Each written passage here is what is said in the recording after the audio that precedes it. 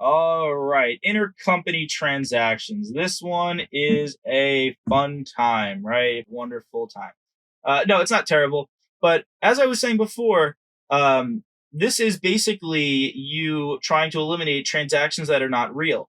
If I lend money to myself, and by myself I mean to my subsidiary, that's not a real transaction. I didn't really lend money. I'm just giving it to myself. It's like interdepartmental, intercompany. If I sell something myself, I need to eliminate the sale because otherwise I could just sell a bunch of things to my subsidiary and say, hey, look, investors, oh my gosh, I'm making so many sales. I'm doing wonderful. I'm doing great. But those aren't real sales. So we would eliminate those because we don't want to. I mean, maybe the company does, but the Gap and FASB don't want you to mislead investors with transactions that are not really real. So all intercompany transactions must be eliminated. Key phrase here. Now, it's not as simple as that. We will see a couple taking this into application when consolidating financial statements, including when the subsidiary is not 100% owned by the parent. Well, we would just eliminate the portion that is owned by the parent. Financial statements are meant to report information on transactions that occurred. However, many intercompany transactions are not real transactions. Like I was saying, the assets and liabilities are still controlled by the same relationship of entities. In these commonly used eliminating entries, we eliminate 100% of all intercompany payables and receivables. And what we're seeing here, these are common ones, right? We're going to eliminate all intercompany receivables. You'll see questions asking about cash advances, right? If I'm giving myself a cash advance to a subsidiary, that's going to be eliminated. Intercompany gains and losses will all be eliminated. Liabilities, those are all going to be eliminated, 100% eliminated. Remember, we're also going to fully eliminate the equity of the subsidiary, just items right off the bat to see in questions. Now here, common eliminating journal entries. We're going to eliminate these journal entries because these are not real transactions, right? They're not real. And if we're paying ourselves dividends, I mean, we're not really paying ourselves dividends. We're just giving ourselves cash. And even if you've seen this for reg, for tax purposes, you're not going to get taxed on dividends that you're paying yourself. Right? There's the dividends received deduction, and we're not going to get into that right now. But that just kind of goes into the same thought process, right? The same realm of this all here.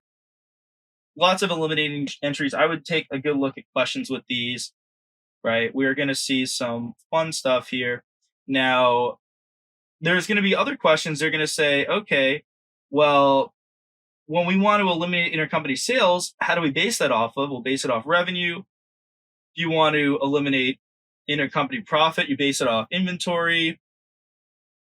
And again, when we are using the consolidation method, only the parent's equity is going to be used, not the subsidiaries.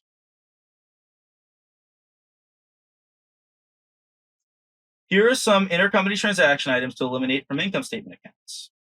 Interest expense, interest income, bonds, gain on sale, depreciation expense, intercompany fixed asset sales.